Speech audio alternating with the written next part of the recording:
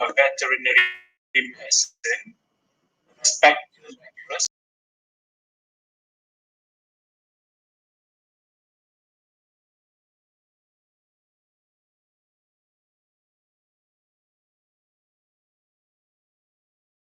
I'm glad to welcome each and every one of you to the Right Step program.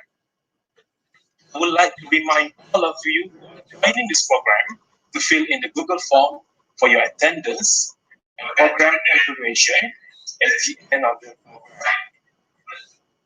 Your cooperation is highly appreciated. On behalf of the counseling section of University Malaysia Kelantan, we would like to express our deepest gratitude to Yang Berbahagia Professor Dr. Razli bin Cik Razak, every one of you, Deputy Vice Chancellor of Students and Alumni Affairs. We would like to remind all of you joining this program to fill in the Google form for the commitment and support in making this event a reality. Ladies and gentlemen, we are very blessed and thankful for having Dr. Rozanizam bin Zakaria as our speaker in today's program. Dr. from University of Adelaide and Master of Medicine in Psychiatry, Master degree in Clinical Specialist from University Science Malaysia. He is now an assistant professor in International Islamic University Malaysia, also Vice President of I-Medik. Dr. Rozanizam is a prominent psychiatrist and mental health educator who is involved in many conferences and workshops, such as the 5th International Muslim Mental Health Conference in 2018. Without further ado, let's welcome Dr. Rozanizam bin Zakaria to deliver his talk. Assalamualaikum warahmatullahi wabarakatuh. Can you hear me well?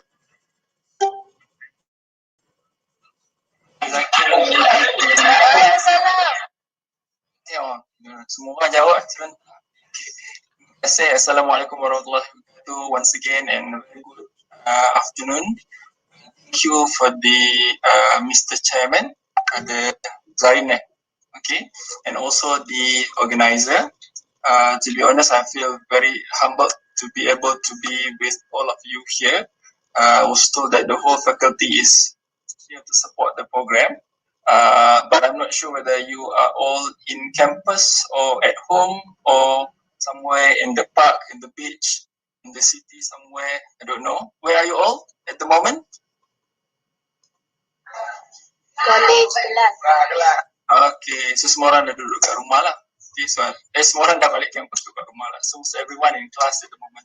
Alright, I'm not sure what you all do at 4 o'clock in Wednesday afternoon normally, but for some reason the faculty have decided to organize this particular event this afternoon and have invited me to be the speaker for this event. So I don't think 4 o'clock in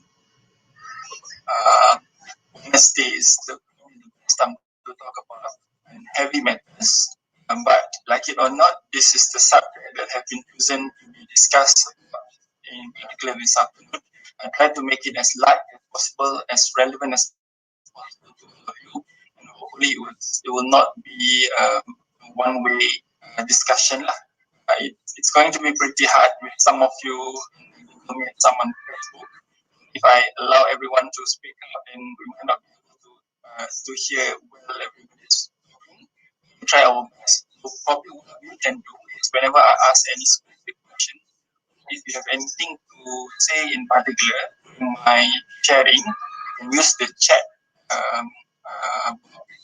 in the Google Meet, and rather our moderator can voice it out to me. Because from now on, I'll be showing my slides as the framework for our discussion today.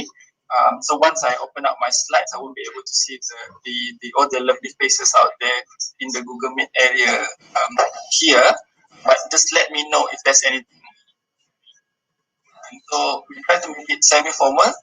even though what we're going to be discussed today might help or be fairly heavy to some of you, but we'll try our best to make sure that our discussion is fruitful somehow lah. Inshallah. Boleh eh? Alright, I'm just going to share my slides. Okay, alright.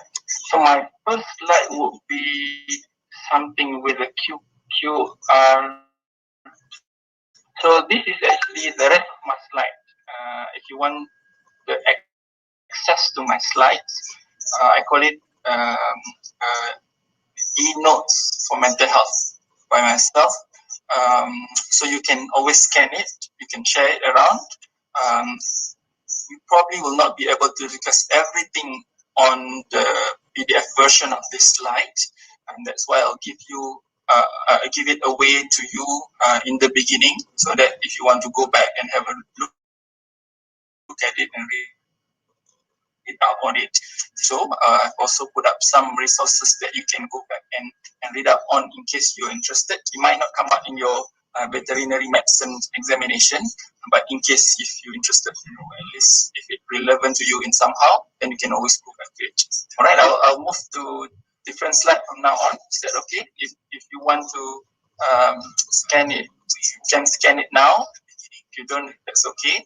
Or maybe if anybody here was quick enough, you can on the whole link, sit in the chat area, or in the comment area in the Facebook, then it will be available for us to come join us. Now, before I start the discussion, just a little bit of disclaimer. Okay, so I'm a psychiatrist and I work in the hospital. I work with people with mental illness, and so some of you might be aware and some might not. So common mental illness that you might have heard of are like major depression, bipolar, schizophrenia, anxiety. So those are the examples of mental illness that we know. So some of them require treatment, and when they require treatment, when they require intervention, they'll come to the hospital, and the specialist that will be in charge of this area called psychiatrist. I'm proud to say that rest of medicine so far is only specialty in medicine that has not yet had counterpart in veterinary. So maybe someday there will be psychiatry who's specializing in animal related psychiatric related disorder involving animal. To the best of my knowledge, at the moment we are still focusing on human. So why do I put this? And when we talk about mental illness, we'll be discussing about some examples and some personal examples, and some maybe to somebody who may be sensitive to somebody, maybe talking about past trauma, childhood trauma, suicidal ideation,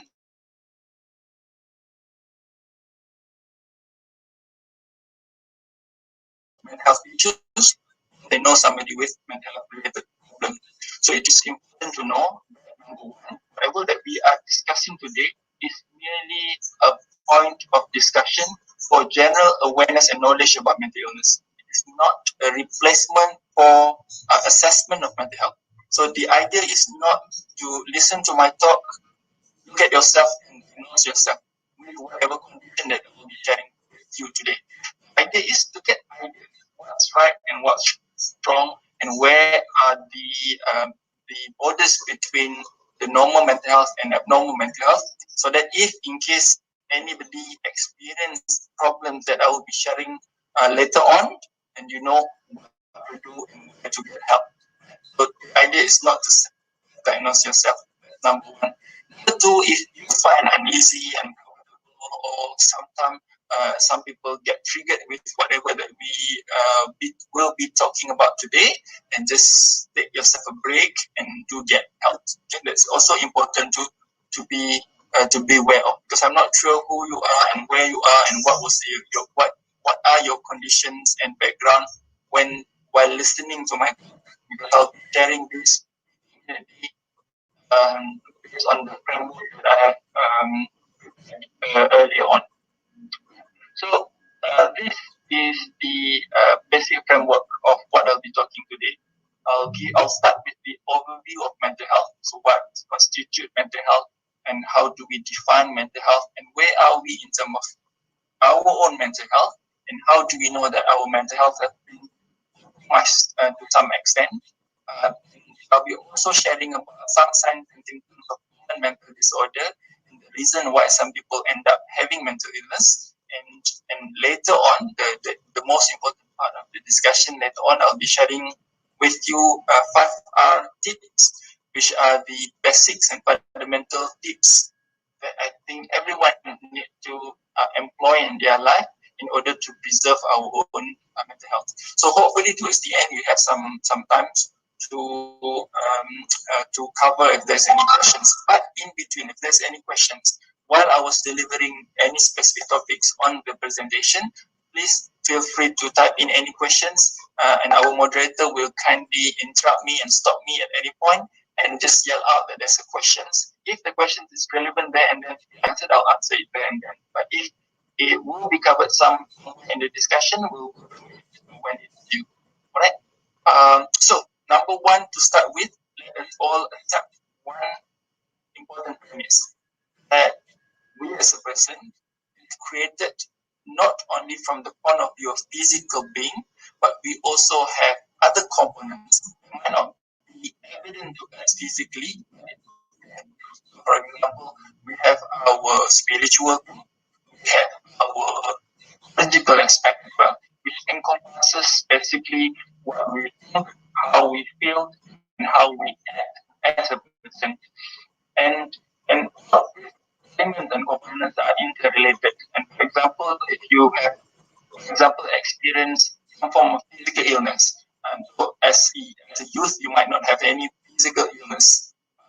You might experience at some point common illness such as toothache, for example, sakit gigi. So if you remember, if you recall, will be times in your life when you had a very terrible toothache. So the physical pain that you have, you couldn't sleep at night. And if you couldn't sleep at night, the next morning you wake up becoming groggy, moody, whatever your friends mention or say to you, even the slightest thing might trigger you to become, for example.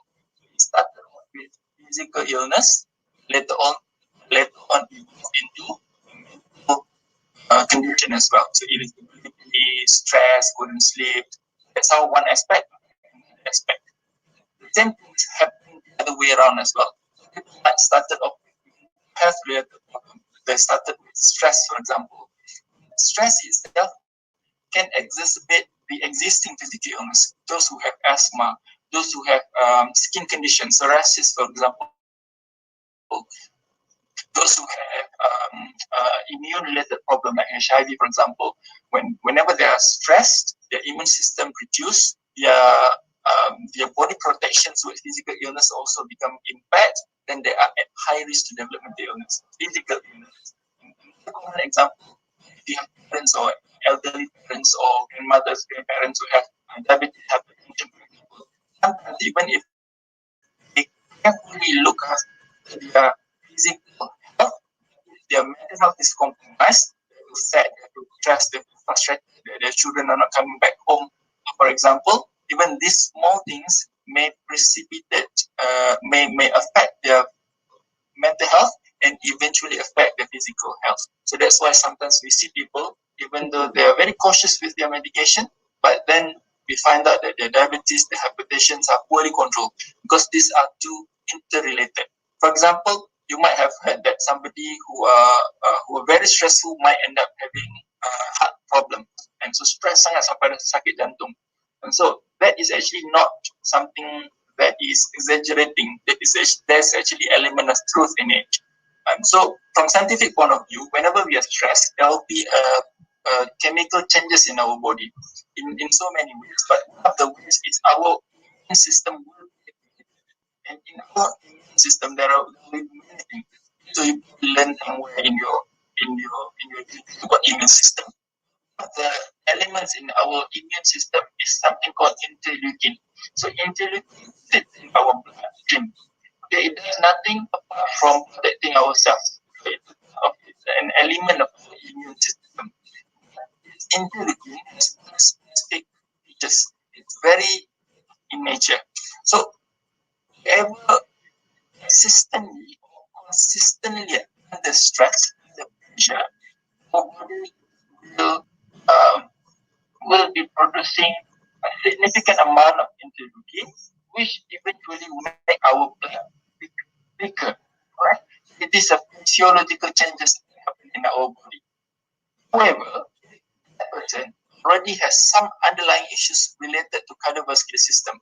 So, for example, those who smoke, those who have hypertension, diabetes, the inner parts of the blood vessel will be very rough. So, start with stressful, the blood becomes weaker because increase in interleukin, and eventually the blood will clump together and form a plaque.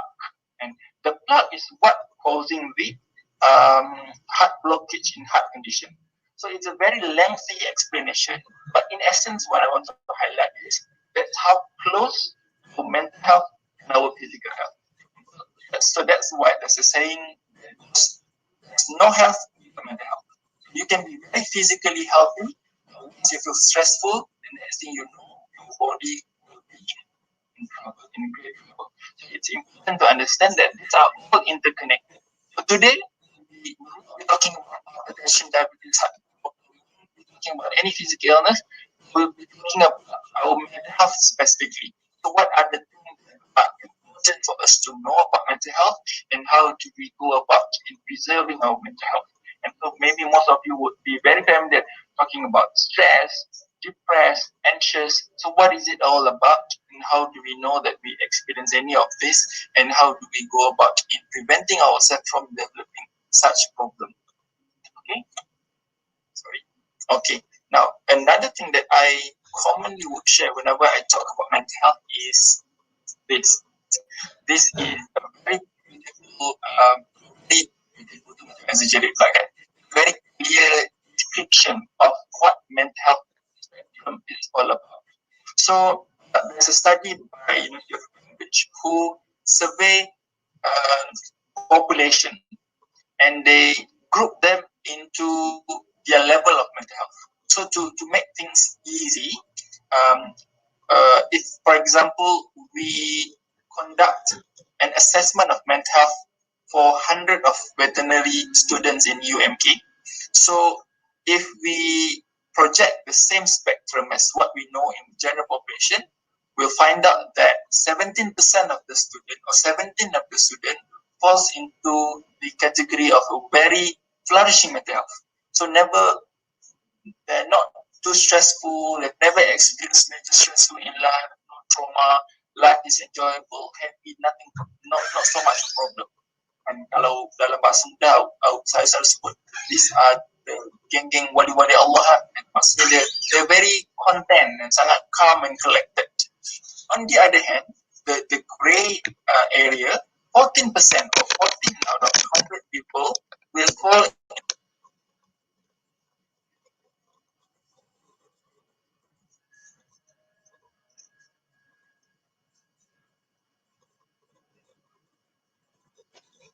to improve problem. 14%. We have extreme, healthy, and extremes who are unwell. All right, and the rest of us, most of us, sits somewhere in between. So the other 60-70%, those who sometimes are on the happy side, sometimes on the setback side, sometimes are stressful, sometimes very calm. So we are here and there. So we are nowhere. We are not specific here and there, but we are somewhere in between. For example, maybe at the beginning of the semester, you are very, very happy, very delighted, very orang kata happy lah. There's not much problem. But once the semester start to kick in, you start to dwell the assignment, accumulate works after works, lab projects after lab projects, then your mental health start to drop from one area to another area, one area to another area, until you start to feel very stressful to the point where some of you have crossed the border of having mental illness. We need to know about this mental spectrum. It's number one, everyone is different. So everyone sits in a different position with regards to mental health status. So most of us here maybe look pretty much the same, and semua orang nampak tired this afternoon, semua orang nampak physically well, but deep down, deep inside, what happened in our mind, what happened in our heart might be different. So some in green areas, some in red, some in blue, some in gray. We don't know that until we do a proper assessment on them. But what we also need to know is our position in mental health spectrum is never static, which basically means that there are things that can move us from one area to another area. So there are two things that normally I would talk about, which determine our position in mental health spectrum. Number one, the amount and the level of stress that we experience on daily basis, or in life as general, that will push us here and there. And so, for example, one may start with a very happy life, no problem at all. But once get married, or once getting to the employment force, they start having experience, trouble with boss, trouble with wife, trouble with husband, for example. Then the stress itself will push them to the other spectrum. So that one factor, which is stress itself. Number two is the way we cope with the stress. So one may experience so many level of stress in their life, but given they are very skillful in managing life, so they may not be driven to the unhealthy spectrum of mental health. Okay? So this is the important area that we need to understand. The next thing that I want to share is why it matters. Okay, now it may matter to me as a psychiatrist because I need to know people's mental health, and once they are unwell, we need to treat them. But for general public, why do we need to know about our mental health? Okay, so that's why sometimes I like to capture what's available out there for us to reflect. And one of the things is stories like this. So a very unfortunate girl at the age of 13, supposed to continue study like any other student, end up killing herself due to some issues. Right? So we're not here to talk about this girl in particular, but what I want to highlight is, if you look carefully about the story, we'll find out some interesting facts and figures in the story itself for us to reflect, and not for us to judge, but for us to reflect on ourselves. So from the story, we find out that before it happened, so it happened sometimes in August 19, but once the sad person, once the deceased passed away, the family went through her belongings, and they found out sometimes in May, the patients had written something along the line of like leaving notes, saying goodbye and things like that. And at the same time, when family was investigated, they admitted that the person actually had shown some changes, in which, if we reflect back, it shows that the person was struggling academically and could not cope with whatever problem that he had. So this the that I want to highlight in the story is just the nature of it's never a one or two thing. So people don't wake up one day and decide to kill themselves. So it never happened in such situation.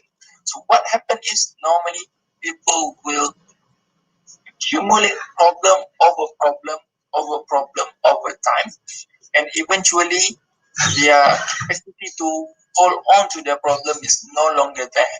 And so once they lost it, that's when problems start to become unmanageable and uncontrollable. And so suicide is always a tip of the iceberg. There must be something else that have going on prior to that. And so that's why, if you look at the statistic by WHO, it clearly states that majority of those with mental illness, 50% of adults with mental health problem started to have their mental health issues before the age of 14. So, which basically means I might see them having depression, anxiety, schizophrenia, bipolar at the age of 25, 30, 35, 40, whatever that is. But if we look that they have actually suffered enough from before they turn 14 years old. 75% of them, of those with mental health problem, started before the age of 25. Most of you here are within that group. So that's why it's important for us to understand. One, it affects almost everybody.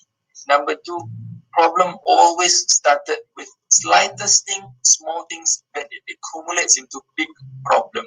And number three, when it become out of control, one of the things that we don't want to happen, but might happen is the problem of suicide. And in fact, every year, 800,000 people died of suicide.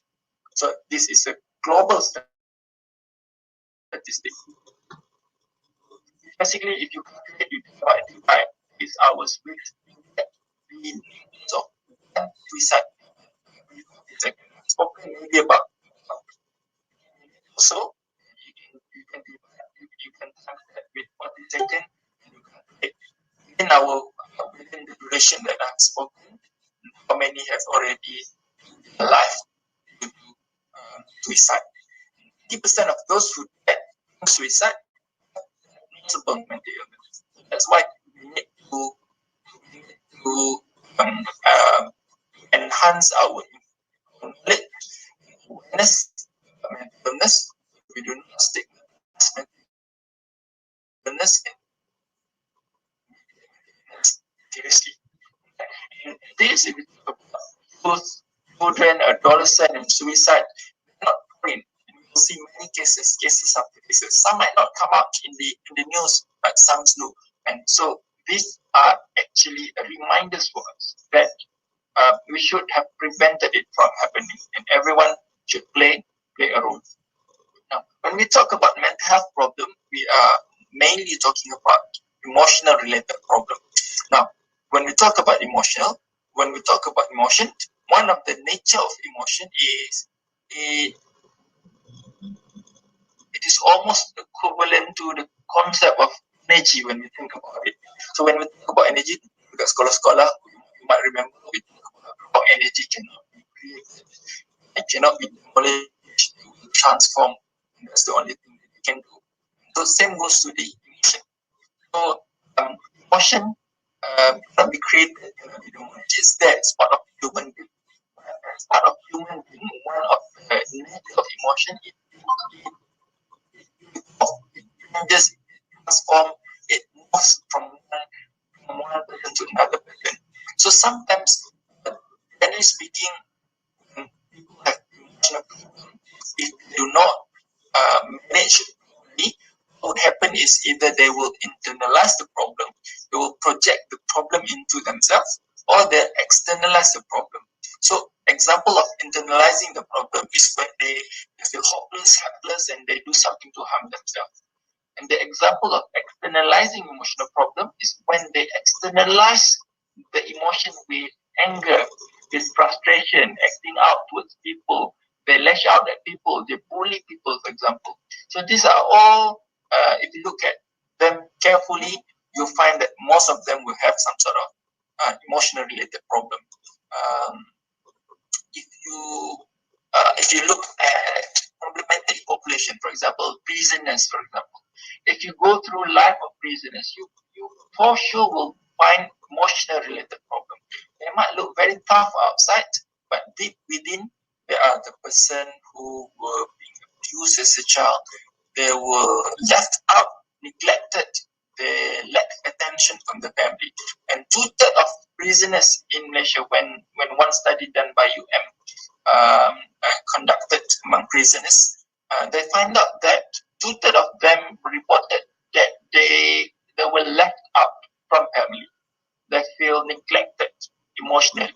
They feel that they were not supported emotionally by family, and majority left home before the age of 16. So you can see how some people externalizing the behavior, but the externalizing behavior is essentially the end product. The root of the problem still goes back to emotional issues, psychological issues, and psychological problem that were unresolved. Alright, so I've spoken about some of the statistics. This is basically to shape the reality of mental health so that we are aware about the highlights of the situations. So you probably have heard of 1 in 3 adults suffered from mental health related problem, or statistically speaking, 4.4 million of Malaysian adults. 50 to 80% are the figures reflective of those who knew that problem but never seek treatment.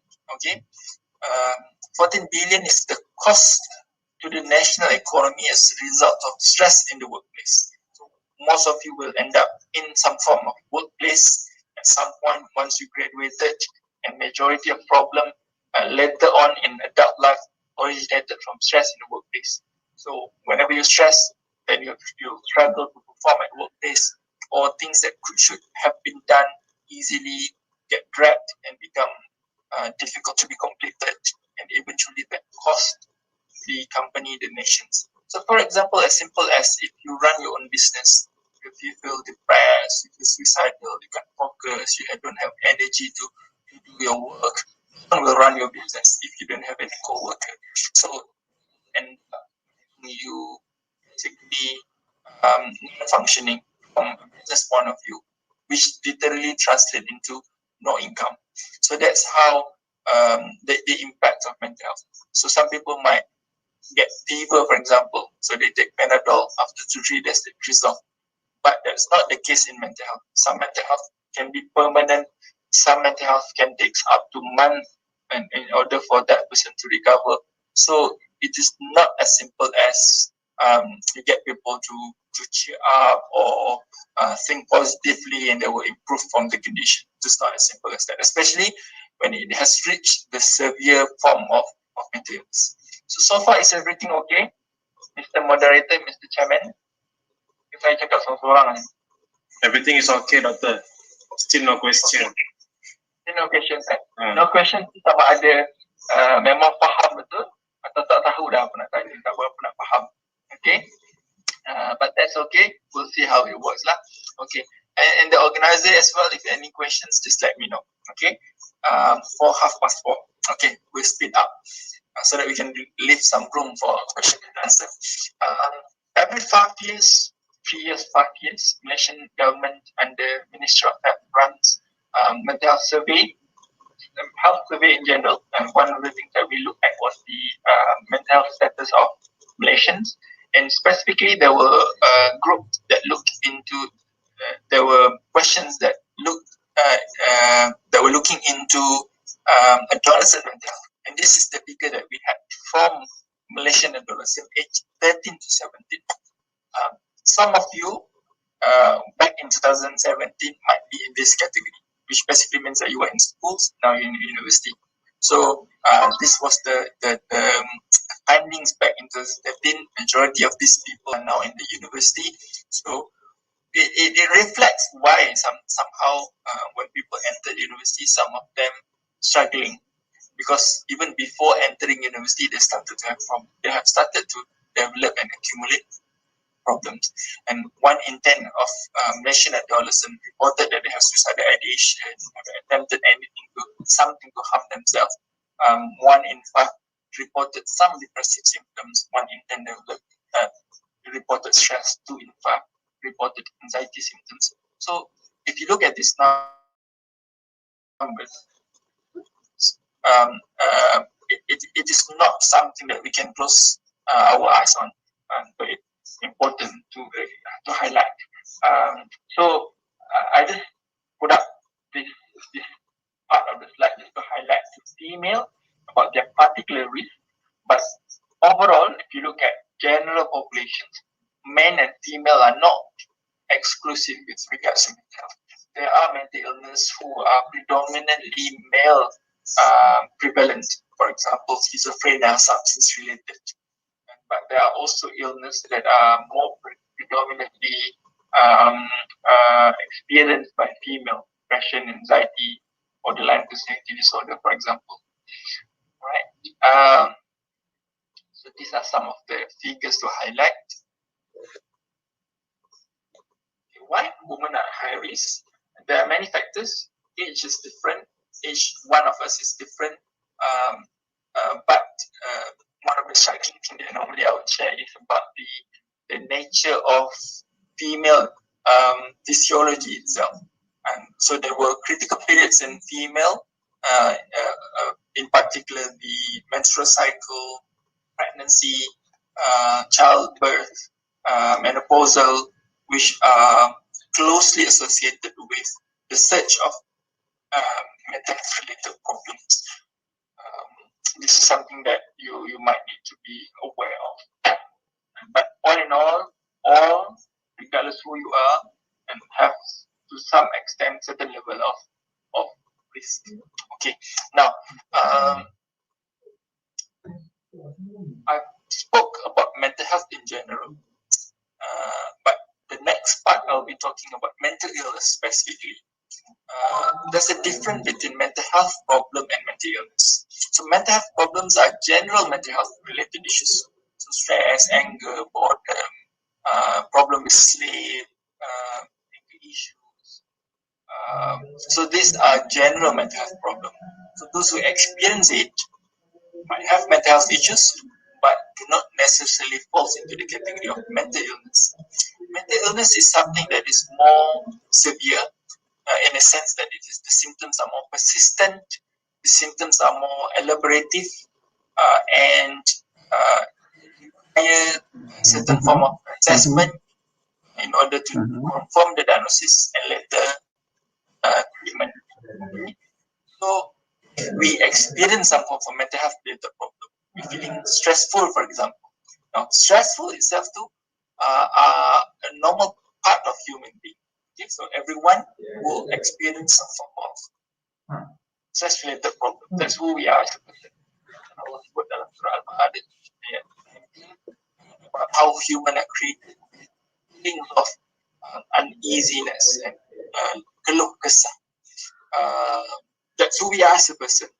But if the stress that we experience prolonged, becoming problematic, starting to affect our life, starting to affect multiple areas in our life, then that's when we started to cross the border between mental health problem and mental illness.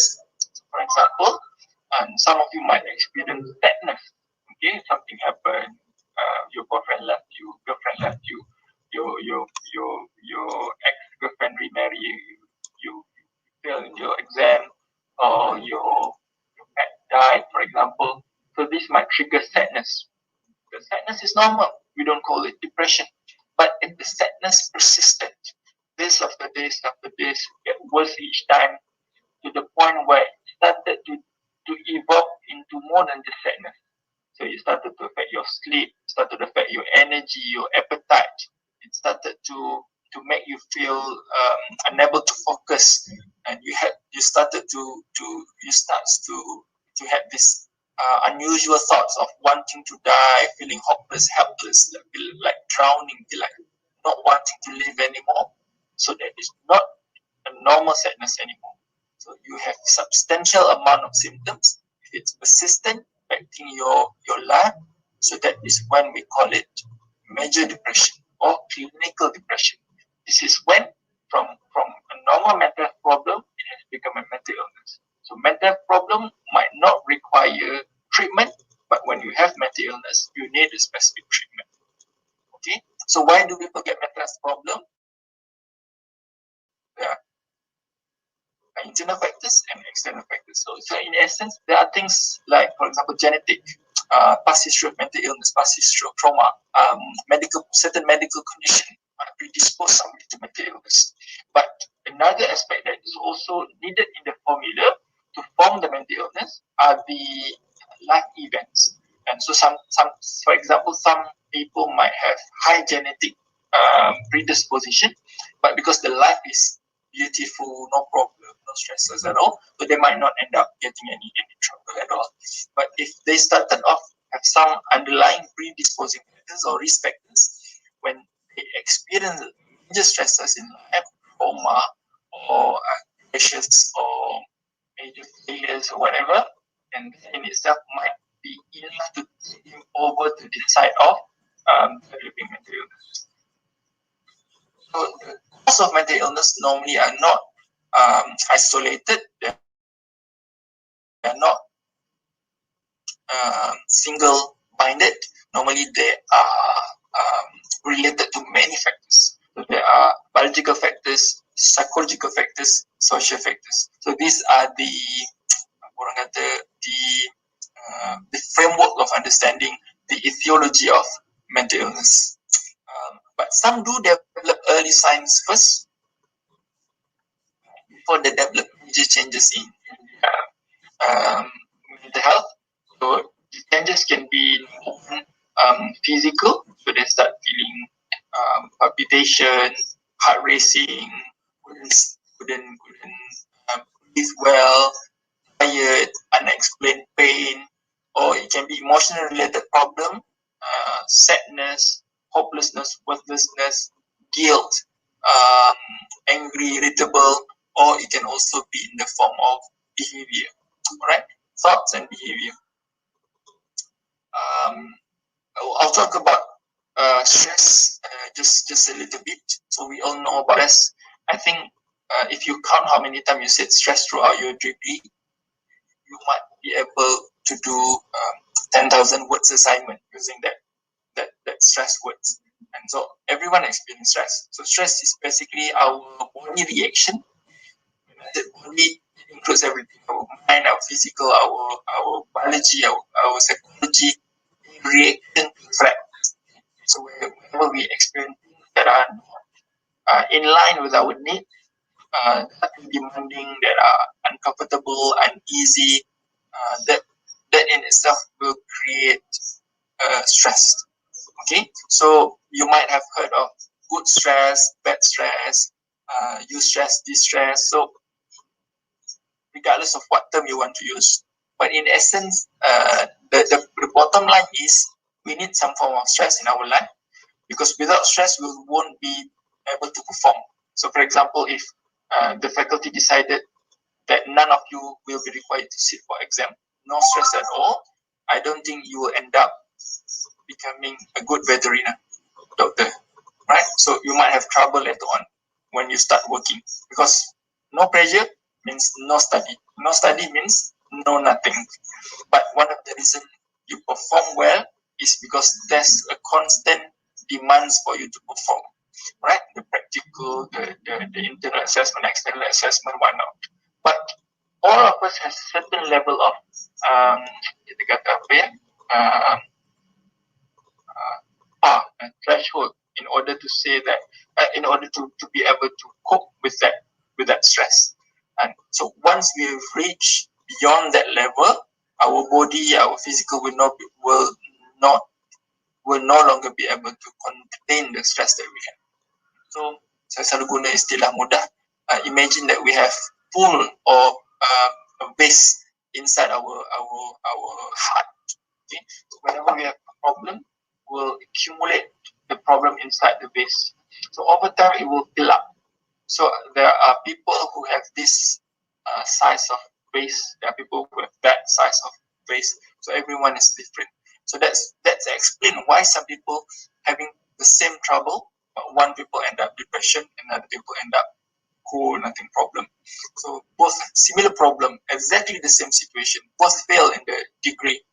One in the semester, one will be able to enjoy the next day. Any other person, the next one might be feeling as bad as wanting to jump off building. So everyone is different with regards to their capacity to manage the amount of stress that they experience. So why do we experience stress, and how do we experience stress? It relates to the way we understand about our brain functioning. So I'm pretty sure that you learn anatomy or some reason during your course. Yeah, right? You must learn anatomy as well, right? I mean, Belajar. Yes. so you might much more competent anatomy than I do, because I learn about human anatomy a lot. You learn about every single animal's anatomy. So of course you come across animals. Let's focus on human brain. I don't know how kuda punya brain ke kuda punya brain ke work. Generally speaking, when we talk about human brain, human areas that which has different roles in stress. Our brain stem controls our physiology, pressure, heart rate,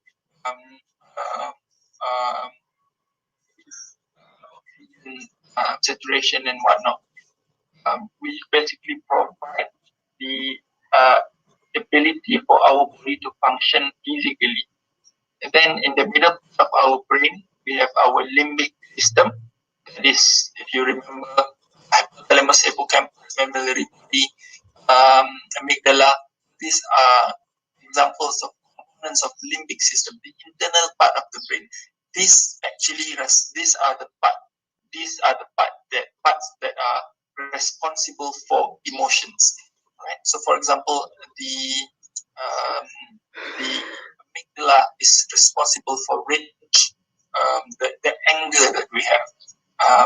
The mammillary body responsible for memories, as well as hippocampus. So that's where we store our good and bad memory. So these are all related to emotions. And then we have the cortex, or the outer parts of the brain. In particular, the front part of the brain is responsible for our behavior, because that's where we decide with regards to, that's where the decision-making part of our brain is run. Why do I talk about this? Because whenever we're feeling stressed, we will have three different elements and components of symptoms. The first one is we may have physical symptoms. So some people get panic when they're stressed, so they have palpitation, heart racing, sweating, feeling like fainting, migraine, and headaches. This is actually coming from the activation of the brainstem. And then we have our limbic system, which can be affected when we're feeling stressful, hence explain why the emotional components of our stress. And then we have cortex, in which govern our behavior. Some people, when they're stressed, they refuse to go out, refuse to study, refuse to make friends, refuse to go out from the room. So these are the behavior decided by the front part of the brain, or the prefrontal cortex. So these are the symptoms of stress, and we need to know this, because later on the management of stress will be targeting each level of this brain. Just for an overview, for example, or if you have come across some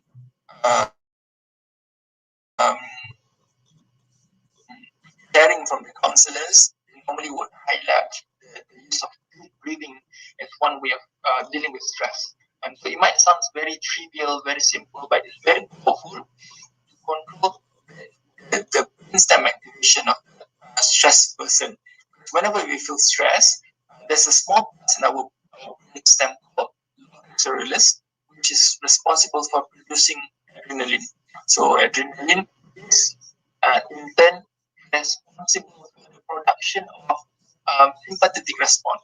So the fear that you experience when you are about to sit for Viva exam, for example, the racing heart, the sweating, the sweaty palms, these are all the doings of adrenaline.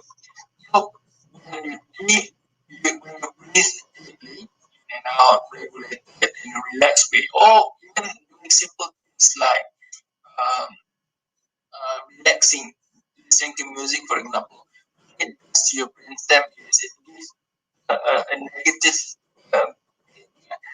your sympathetic loop, which basically it tells your brain that I am calm now, I don't need this adrenaline anymore. Okay, so if you think of the brainstem, it works like a smoke detector. And so when it sends the threat, it will go panicky, and because that's the role of it. It wants you to act on it, but they don't want it. It doesn't want you to sit on it. We learn in school fight and flight, so that's the concept behind it. Okay, we'll talk about this. Talk about this earlier on. So mental illness, we talk about mental illness, comes in various forms. So mainly there are 200 something mental illness, but mainly the main one that affect common people with mental health problems are mood related, anxiety related, and psychosis related. So depression, anxiety, and psychosis. We won't go into detail each types and each criteria or each symptoms of this. This overview so that you know that it comes in various form. Some people ask about what's the difference between stress and depression and anxiety. Then, so normally it started off with stress, but stress is the precursor, and once it's evolved into mental illness, it will form into specific condition. Give me just a few minutes. I might need to take this call. Sorry. No.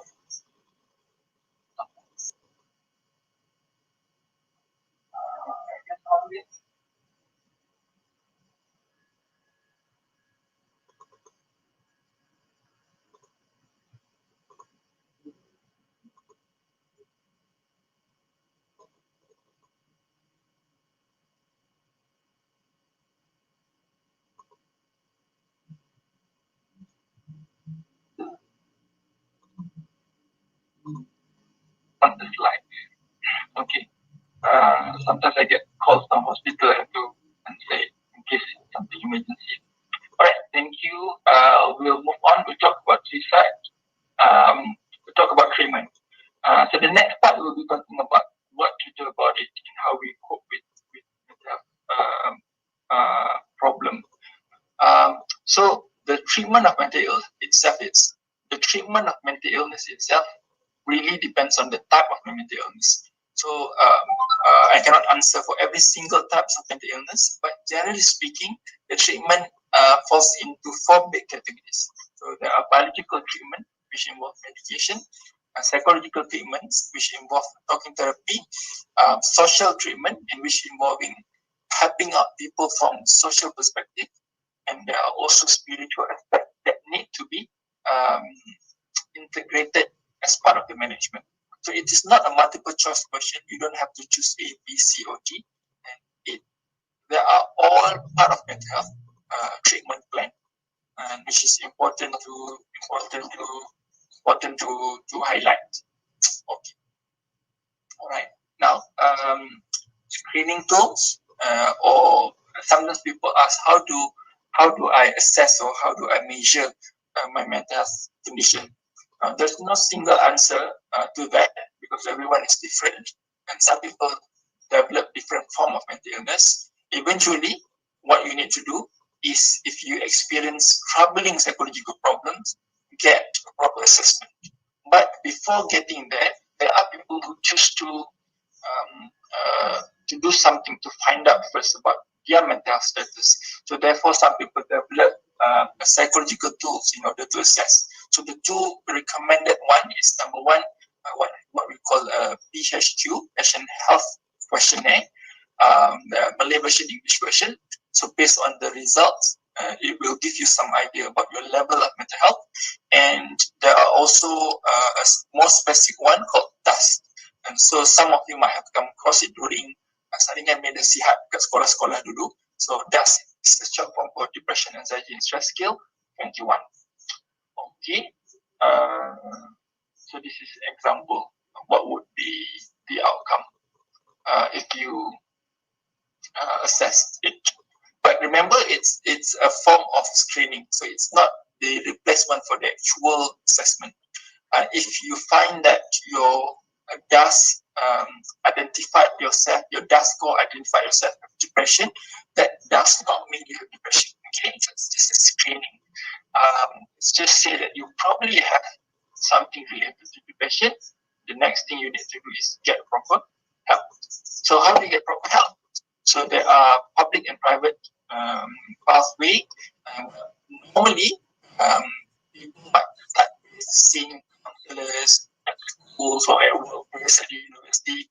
It's the first line to get an idea where things are.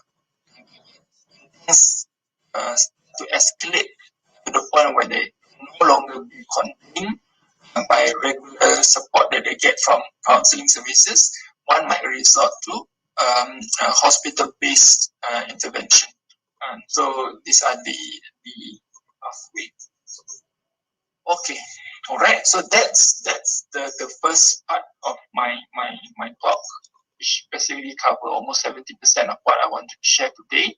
The last part before we end, I want to share with you what are tips in order to build resilience. I'll go through this quickly so that we can have some times to discuss about practical aspect of it. But before we go on to the 5R tips, maybe I'll stop here to entertain if there's any question with regards to what I have shared all so far. So ada tak anything in case ada tak ada salah jangan menangis belum tak ada.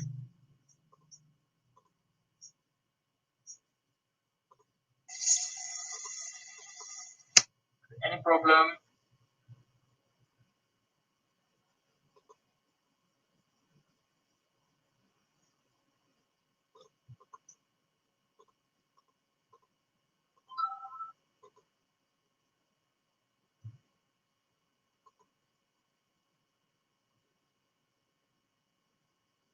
Ada tak ada?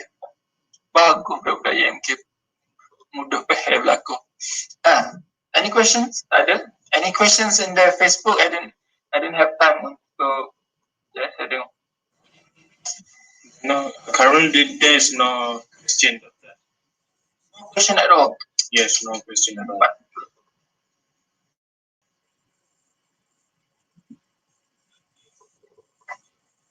Okay. Memang betul lah, there's no question at all. Maknanya memang terang hati lah semua jenis-jenis apa namanya amalan awal. Alhamdulillah. No problem. Carry on. So the next kita nak share tentang 5 tips pula. 5R. So normally saya selalu highlight when we talk about and what we know about it. The idea is actually not to get you to try or to sell the idea of we should not have stress in life. To how to live a life without stress. That is not realistic at all, and that's not in fact the intention of the sharing that I have today.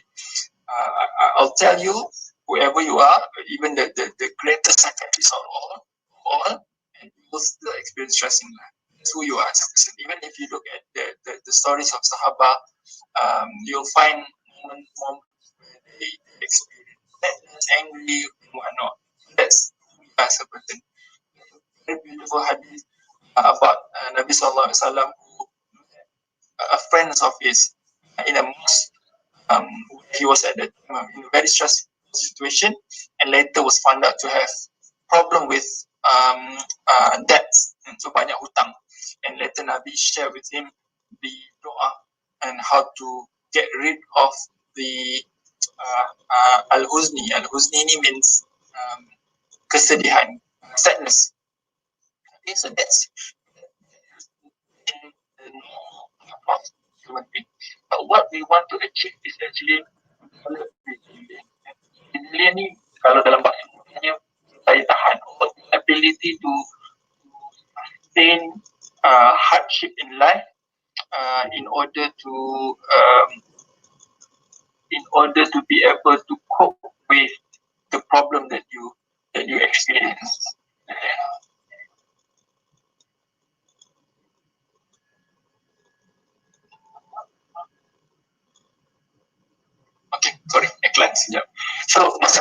achieve resilience. So I've summarized it into 5 key concepts, which I make it simple by using 5 R's mnemonics. So the R's are regular routine, relaxation, reconnect socially, reframe mindset, and respite spiritually. So these are the 5 R's. So let's go through one by one and see how that relates to yourself.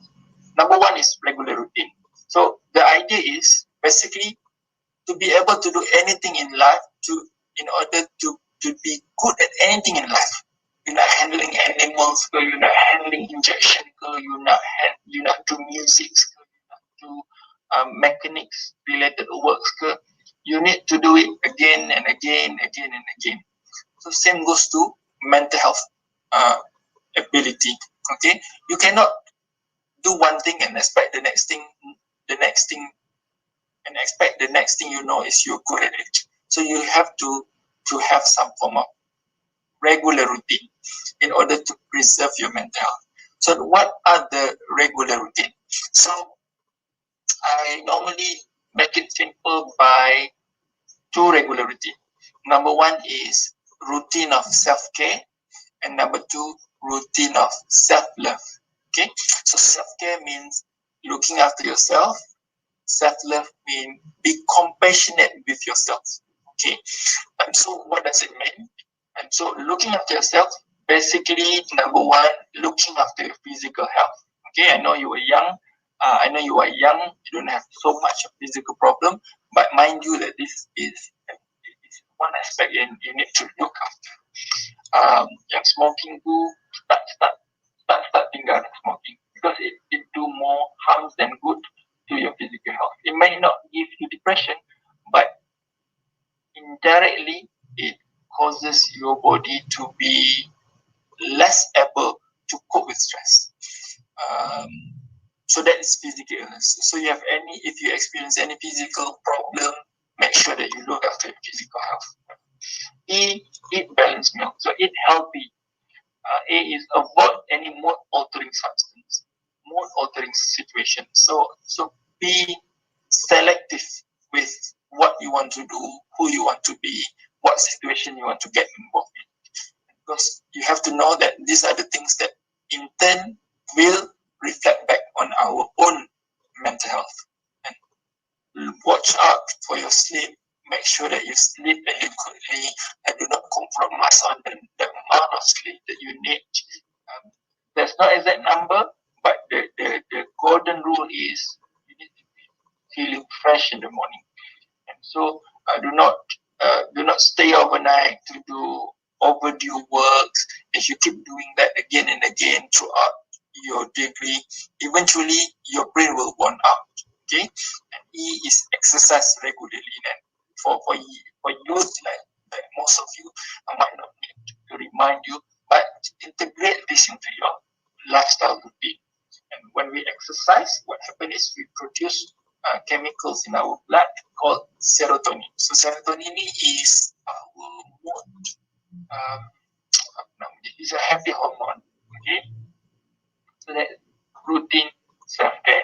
Number 2 is routine self-love. Kalau bahasa Melayu, ada satu istilah baru. Nama dia swacinta. And swacinta ni means self-love. Okay, self-love ni bukan maksudnya you jatuh cinta dengan diri sendiri sampai rasa you paling cantik, you paling hebat, you paling bagus, you terpaling hebat sekali. No. Self-love mean we're not being too hard on ourselves. Okay? Because most of people who are stressful, if you look at them, sometimes you notice that they are being too hard on themselves. They are too perfectionist, they are too critical, they never take credits for themselves, they never say nice thing about themselves. So these are people who will easily get exhausted emotionally and eventually develop stress and depression. Alright, so what you can do to self-love, number 1 is validate yourself. So validate yourself basically means that you have to admit that sometimes we have bad moments. We have to admit sometimes we feel angry, we feel sad, we feel anxious, we feel fearful, we feel frustrated. So this is who we are. So don't deny that. It's what you do about it that matters. So it's not about denying I shouldn't be crying, I shouldn't be enjoying myself, I shouldn't be too angry. No. If you have to, you have to. But do it properly. Take small steps. And if you have too many things to do, lighten your load, take things one step at a time. So do one thing at a time, take it easy. So these are the things that you need to do. When I said take things easy, take small steps, does not mean procrastinate essential task in life. And what I'm saying is try to carry what you can hold. Okay, so jangan bebankan diri lebih daripada yang kita mampu. Applaud yourself basically means sometimes you have to tap yourself in the shoulder and say nice thing about yourself. Bagus aku. Sekali-sekali duduk kat depan cermin tu cakap, aku ni kalau tengok sekali-sekala handsome juga. And sekali-sekala lah, kalau berkala-kala mungkin handsome. And sometimes you have to say nice things to yourself if there's no one else to say so. Okay? And sometimes orang bagus pun kata, saya bagus pun, tu kau enggak nasib tu. Benda-benda macam ni yang sometimes make us more vulnerable and the self-esteem that we have. I'm not saying that I have to be arrogant. What I'm saying is just self-esteem in order to face reality. Alright. The last thing is straighten the pot, which basically means sometimes pelantiklah diri sendiri, belilah aiskrim ke, buatlah beli coklat ke, whatever that is nice for you. Dengan syarat you deserve it. So janganlah tak buat apa-apa terbaring terbongkang, tak buat assignment tu buat I deserve pizza, I deserve chocolate. Itu tempat maut namanya. So that's the first R. And R is relaxation. Relaxation is you have to have some routines in which whenever you feel stressful, you have a checkpoint. Ataupun you have activities, or you have place, or you have things that you can do in order to cool things off. You might not able to go to Langkawi ke Rahmah. Kita tak boleh nak buat such thing because of our limitation. But then relaxation does not necessarily mean something that's expensive. Okay, it can be as simple as duduk, tutup mata, ambil nafas, dan bayangkan kita duduk di laut, bayangkan kita duduk dekat air terjun, dan ataupun solat, ngaji, and that can also be a form of relaxation for some. Alright, so any things that brings down the level of adrenaline within your body. Okay, so music, art, nature, exercise, journaling, writing. So these are the things that are scientifically proven to help you to distress. Okay, remember I was talking about what stress does to your brain, and so all this relaxation will reduce the adrenaline within your brain system. Okay, do you know what movie is this? The kita apa ni? Siapa tahu? In and out. Okay. Inside out. Andai, Inside Out. Okay, very true. Okay, so siapa yang pernah tengok Inside Out, before this you might not reflect so much pasal brain lah, pasal psychology, pasal anatomy. But then, now that you've listened to my talk, go back when you're free and look back at Inside Out, you'll be able to appreciate more from the story. So the story is very good in thinking about apa yang constitute kita punya personality, emotions. So the control room tu is our prefrontal cortex. The emotions dalam 5 orang ni is the basic components of emotions yang come from our brainstem. And at the back tu you'll see long-term memory, core memory, which is a representative, which is represented by our hippocampus, our temporal lobe of the brain. So it's very interesting. It animated but very scientific in a way to help us understand and what happened in our brain whenever we feel stressful. So when I talk to kids about stress and stress management, normally I'll use examples from Inside Out. Alright. So how to relax? There are many tips. You can follow some of my sharings from my YouTube, my posts in my social media. Talk a lot about some of the techniques, A, B, C, D, E, NASA stop techniques. So these are the things that you need to learn, especially if you have experienced ongoing and continuous problem with stress. And psychologists these days speak a lot about mindfulness as one of the way to relax. And so some of you who might not familiar with the term mindfulness and you may want to explore more on it, I have prepared some videos previously talking about mindfulness, why is it matter in Malay lah, and on my YouTube channel lah. So kalau rajin boleh tengok. Dia jangan skip. Okay. So R yang keberapa kita? R1 relaxation R. So R yang ketiga, R is reconnect socially. What does reconnect socially mean?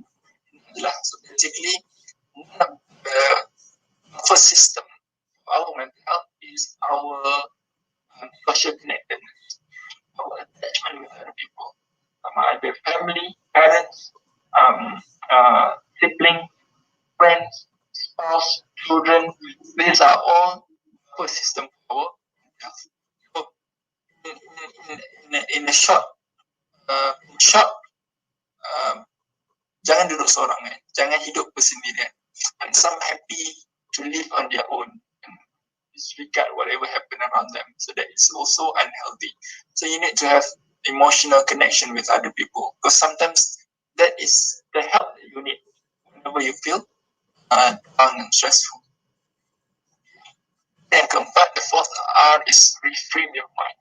Now, there's a long story to it, but to cut short, and if you remember Agent Ali, okay, if you remember Agent Ali pakai apa?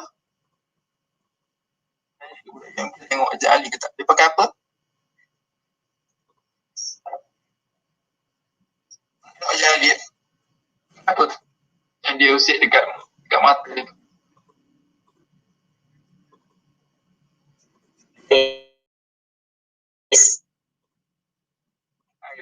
Sebenarnya ada orang tengok Agent Ali, dia semua baca buku je kerja.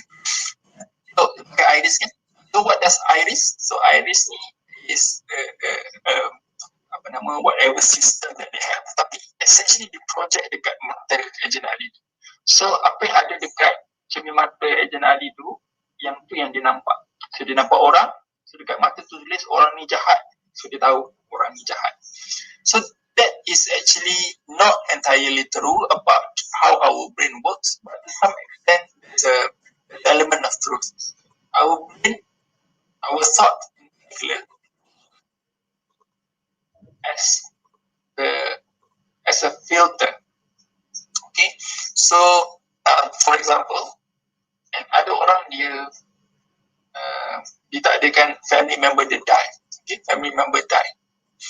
Okay, so some people view that as why do God do this to us? Why do God dare enough to take him away from us? We need him. He is the support of the family in one of them. And as a result of that, they feel sad, they feel frustrated, they feel in despair. But some people view it differently. They felt that at least now he's not suffering anymore, or the time has come for him, or Allah has written everything for him. There's nothing we can do about it to change the situation. And as a result of that, they feel more content, calm, collected. Both experience similar problems, but the way they view things, the way they think, analyze about the situation, will produce different kind of emotions and feelings. So this is what reframing your mind is all about. So sometimes, for example, there are people who get frustrated because of the COVID-19, for example, and Alright, so if you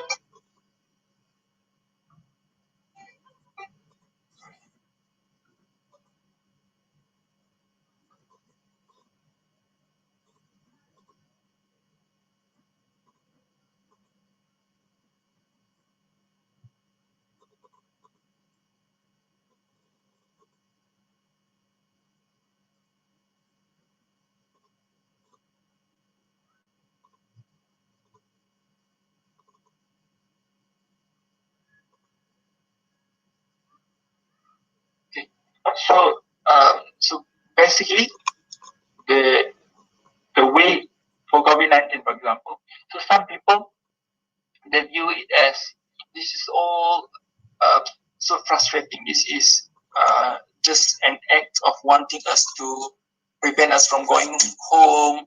This is painstaking. This is ridiculous. This is, they view it as obstacle. Then of course they feel frustrated, they feel angry. But some people view it differently. This is something that we can't control. It's not up to us.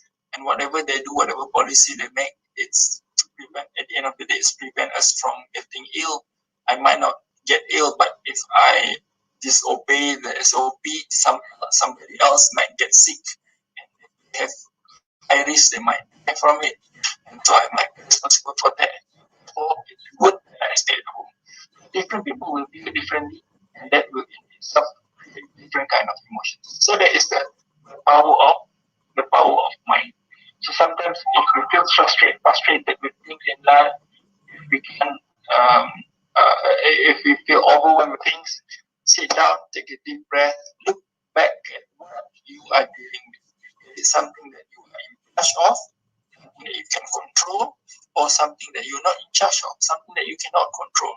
So there are things in life that we might be able to do something about, and some things that are just beyond our control.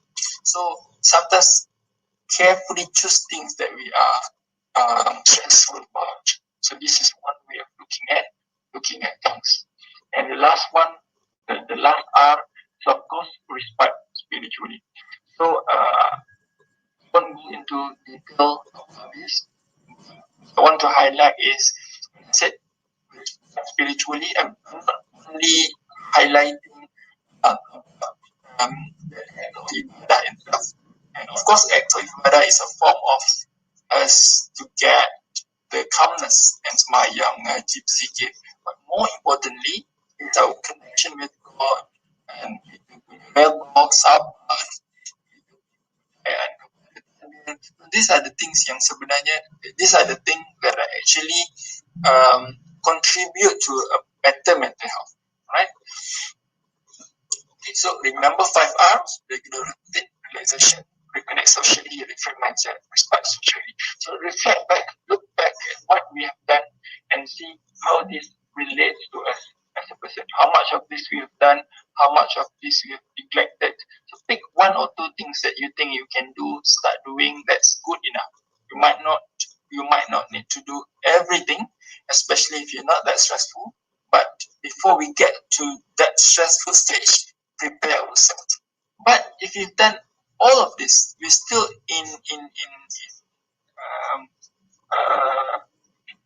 we're still in trouble, and there's a bonus R. Just the 6th R is reaching for help. It's also a noble thing to do in order to cope with our stress in life. All right. I know we promised to end at 6, but because there's no questions, normally I will be interrupted with questions, and I'll answer in between. I'll break in depending on the questions. But given that your MK students have been doing really great, sebab petang-petang bateri nak habis dah pun, no question at this stage. So we are approaching the ends of the talk. So as I said, I might not be able to cover everything, but you feel free to follow my sharings. I've written few books actually. One to the on psychological related methods. If you're interested to follow up more on those matters, any other resources. So, so there's also another useful online resources for mental health in Malay. And if you want to get more information about mental health related. Doctor, sorry for interrupting. There's someone who wanted to ask you a question. Kamini Abdul Jalal. And the question is, are things that should not say to people with mental illness, or simply how to comfort people without making them feel worse? Okay. All right. Now, good, very good questions. Thank you for asking. The first thing I think is not about what we say, okay? Because when we interact with people, regardless they have mental illness, they don't have mental illness, it's not only about what we say, it's also about how we say it. We can plan what to say, but how we saying it and the feeling that comes with the saying is more important. And then at the end of the day, revolve around this understanding. I would only say things like, imagine yourself in that position. What do you want to hear from people? You get the answer yourself. Because every situation is different. Sometimes silence is the best say. Silence is the best thing to say. Giving them space is the best thing to do for them. It really depends on the situation. The key is to have that empathy. So how do we develop the empathy? First, we have to have knowledge and understanding. So that's the idea of today's talk. And so we'll be talking about what mental illness is all about. So that hopefully we get some idea. So it's not about somebody who is crying for attention. It's not about somebody who's making up symptoms in order to feel special. So it's not about somebody who unwell so that they can entertain or they get some privilege. It's not about that. So mental health is a real problem. But what's important for us is, number one, is to not belittle their problem. Okay? Sometimes we have tendency to compare ourselves with their problem. Sometimes, for example, because they feel depressed because their parents are divorced, for example. Others we tend to say, I know a friend of mine who lagi pada kau ni. Sometimes it's not really useful things to say. Second thing is be careful with what we call a toxic positivity. Toxic positivity is when we try to be positive or to get them to be positive. We say it to make things like, say, you should be able to do it. I know you can do it. We all have done it. You should be able to do it. So these are the things that is as easy as what it looks like. So, for example, if you have somebody who's sad, sedih, and to cheer them up, you might just make a couple of jokes, give them drinks, they'll cheer up, so they can get rid of that sadness that easy. But that's not the same as depression. So depression is when they have started to develop changes in the brain. So if you scan brain of those who have chronic depression, for example, of dysthymia, of prolonged depression, you'll see there's a thinning of the hippocampus. These are the things that are biological in nature. So, having said that, you probably will understand that saying things or saying kata-kata semangat, kata-kata hikmah will not change things. So they need proper help. So to me, what need to be done is, number one, look. Number two, listen. Number three, link. Okay, so this is the basic things that you can do if you know somebody who has mental health problem. Look, basically, sometimes you need to keep an eye on them and tanya khabar, and so see if they need any help and see if they need any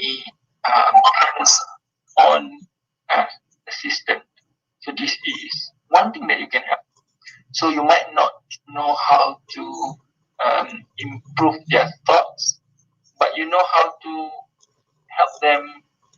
Contohnya belikan makanan, contohnya, or ada duit, kita boleh dengan kawan-kawan untuk collect duit untuk sumbangan. That is more than enough. And so you don't have to be a therapist in order to help your friends, because you are not one. So that's number one. Look. Number two is listen. Sometimes you can see things like, I don't know how I can help you, but if you need somebody to listen to or share your problem or luahkan whatever you feel, then you can talk to me. So that is more than enough. Sometimes even as a doctor, I do say things like, I don't know how to respond to that. It is new to me. I'm not sure what's the appropriate way to respond. Whatever that is, knowledge, that is what you experience. I'm not saying that you should not feel that, you should not feel that, you should not feel that. What I'm saying is, that's how you feel. I respect that. Right? And maybe we can work out how we can do about it, what we can deal with it. And so these are the examples of things that we can offer with problem. Okay. The last one is link. Link is IM, which basically means once we look at them, we listen to them. If we realize that they need extra help more than what we can offer, help link them with the appropriate services.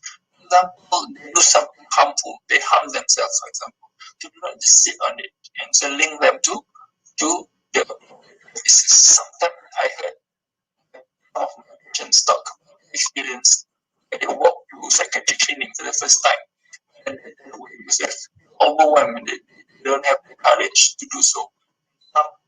Bring along their friends just to be with them, so that they have some support, emotional support to go through the process. It's not easy. Sometimes people with mental illness will come to the clinic and talk about how stressful their life is, how the treatment that they had from their families and things like that. So these are not the easy things to say, especially to strangers.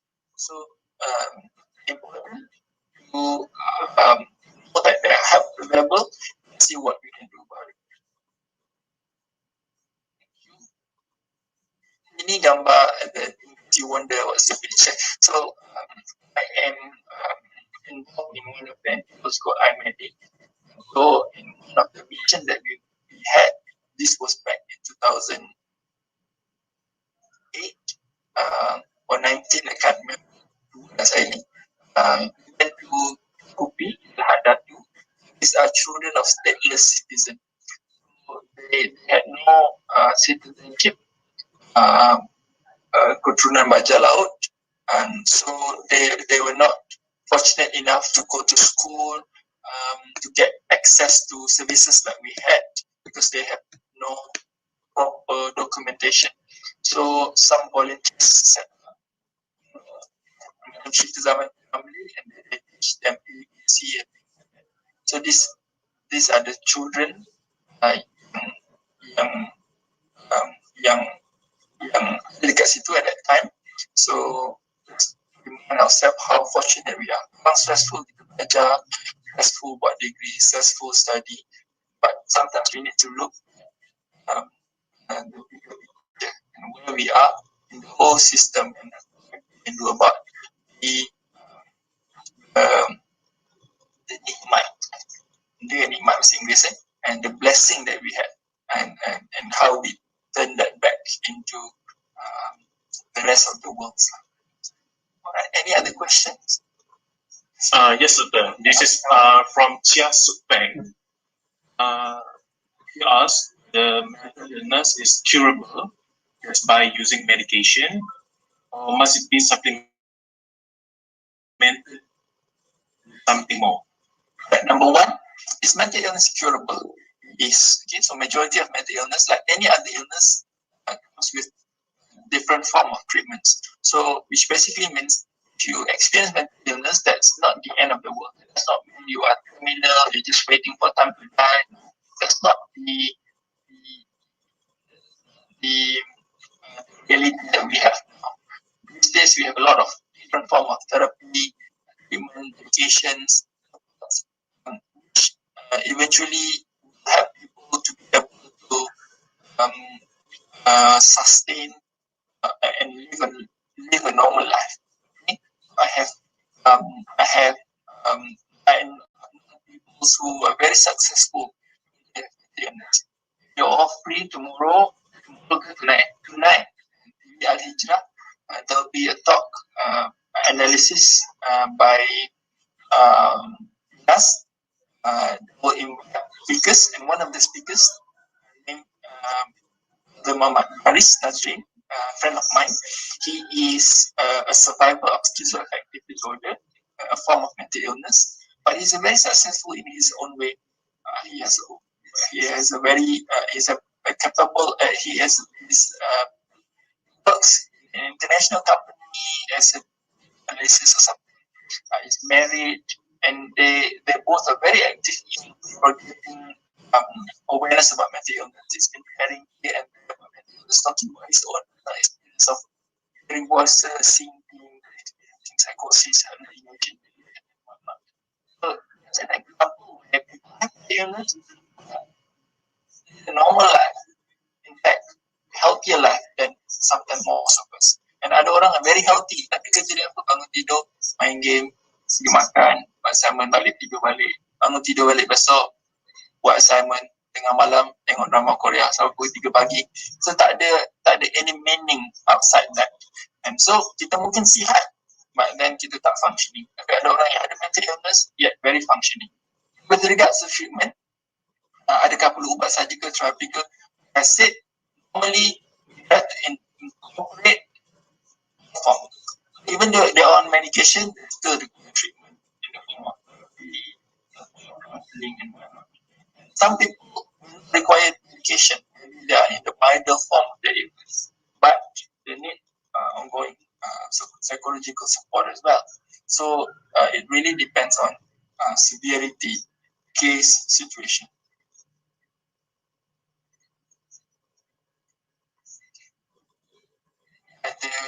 Sorry, saya stop lah ni . Itu tadi.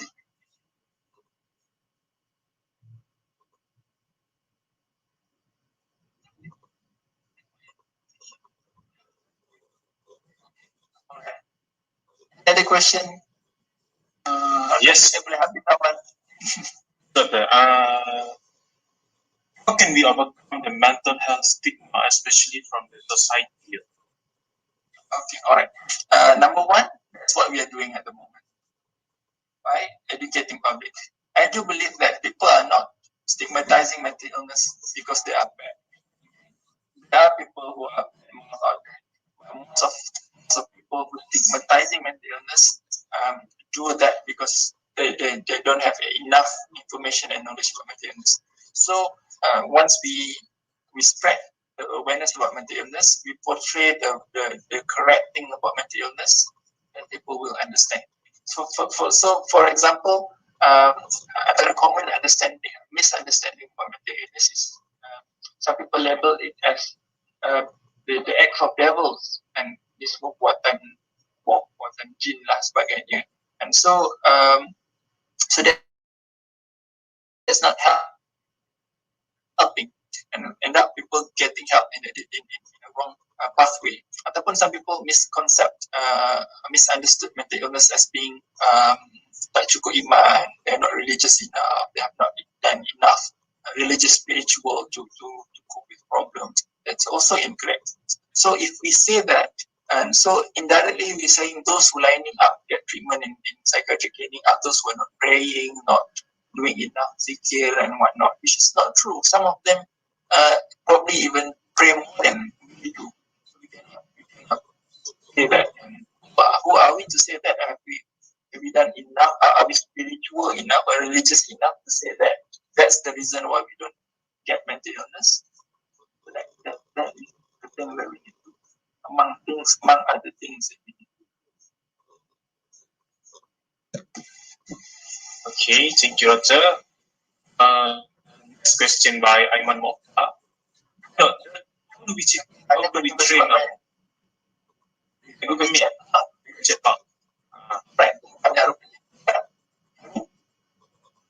Okay.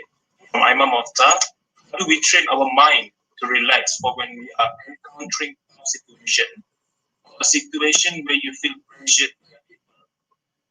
Okay, all right. Right. So I like the question because I might know that it is something that we need. It's not something that inheritedly. Okay. So I shared one of the tips in the slides called stop technique. So stop techniques basically encompasses 4 main important elements. Number 1 is stop. Stop basically stops. So sometimes we are in the stressful situation, there's no point in continuing what we do. Okay? For example, we are arguing with people, or we're doing things that are blocking us from results, so becoming stressful. So the right thing is to do is take some time off the situation or from the people. So we need to learn to disengage from the stressful situation. Right? So we need to have a break. Basically, that's the idea. So create more awareness about what we do, what we say, what we think.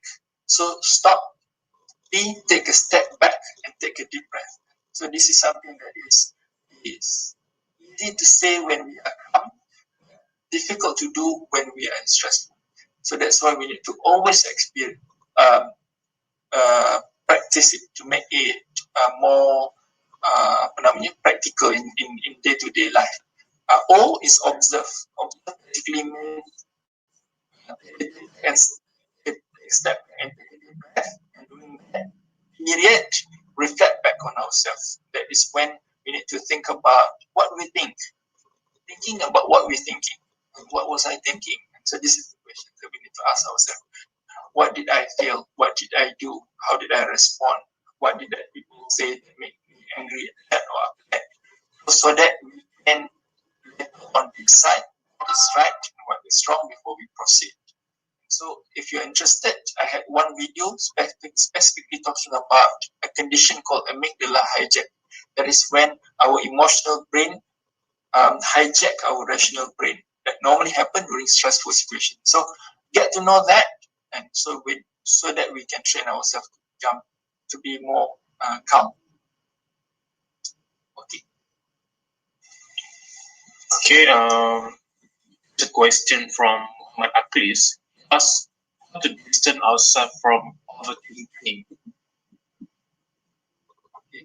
So actually, the concept is similar to what I mentioned earlier on. It can be applicable to overthinking, because overthinking is basically a manifestation of somebody who is anxious, who is in a stressful situation. So learn to take deep breath, learn to be relaxed. And so sometimes if our mind is too crowded, write it down. Okay? So sometimes when we see the problems that we had in our mind, we can think more clearly. So once you had your problems listed down, and try to categorize it, try to prioritize it, try to circle it out, and which one is important, which one is not important, which one is controllable, which one is not controlled, which one has happened, which one has not yet happened. So sometimes these are the things that we might need to practice doing in order to control the overthinking.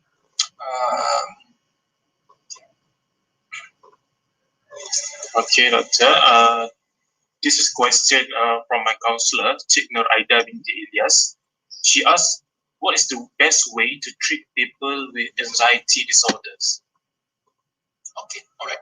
Now, anxiety disorder comes in various forms and various spectrum. Okay? Different forms of anxiety. Panic disorder is different. Generalized anxiety disorder is different. Specific phobia is different.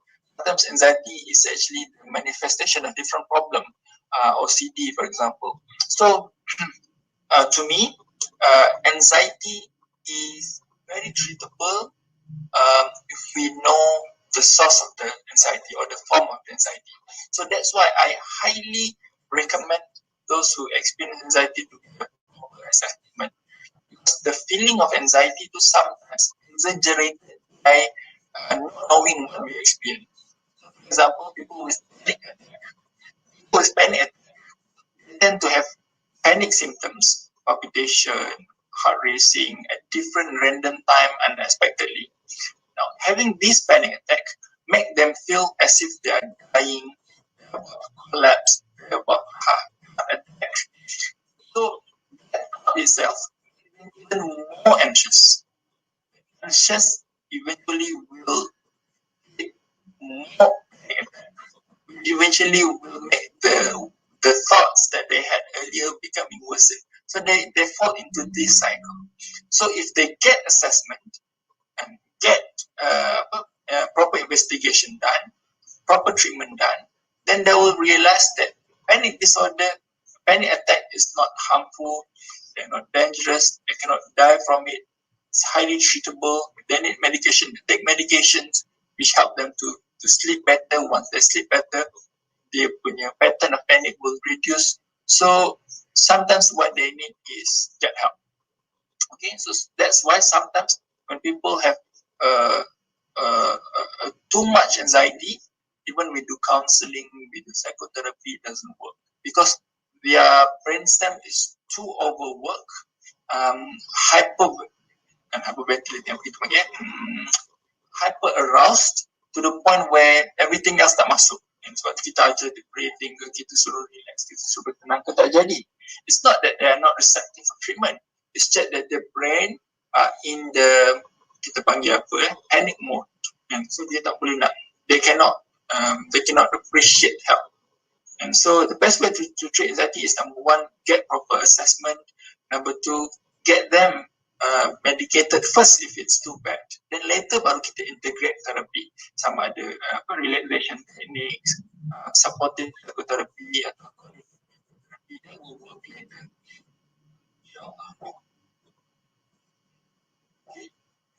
Thank you, Doctor. This is the last question from Shamini Jalal. So what are the things that mental illness have to remember or to say to themselves when they are having episodes of depression and anxiety in order to keep them in track and recompose? One, remember, major depressive episodes is called major depressive episode for a reason. Why is it called a major depressive episode? Because it comes in episode, which basically means there will be bad episode, there will be good episode. So that's how the reality of depression happen. So in other words, what I'm trying to say is times will pass, and there will be moments where things, however bad we experience, there will be times where the sufferings or the struggles that we have will pass. And so one of the a lot these days is about commitment and acceptance. Which is, instead of fighting with the illness, we befriend with the illness. It's like COVID. Instead of pushing it away, we have to live with it. And so the same principle is applicable in education. So sometimes some people who can get rid of depression with medication after 1 to 3 months, to disappear. They never get unwell ever again. There are people who the depression that they have lingers around again and again. For these people, instead of meeting expectation that I want to live without depression, I want to live without depression. Sometimes they might not be able to get to that stage. What they need to do is create a healthier expectation where they look for recovery instead of cure. That means they learn to live with some of the symptoms of depression, moving on in life in order to be able to fight the illness. And sometimes it's the start of the recovery process. That is to accept the fact that they have depression, they live with the depression, but what they need to do is to take a step at a time. So, inshallah, believe me, trust me, and inshallah, whoever that experience mental illness, there will be times when they find that their struggles are paid off. They will find that the journey is about getting something out of life instead of getting rid of the depression. And these are the things that can be done, inshallah.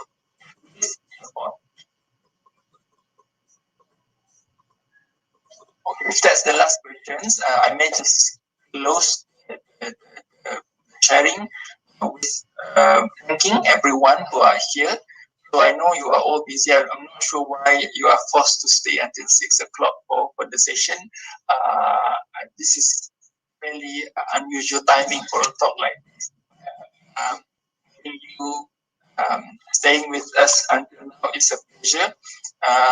If you don't get everything that I've mentioned or I shared from the beginning, two things.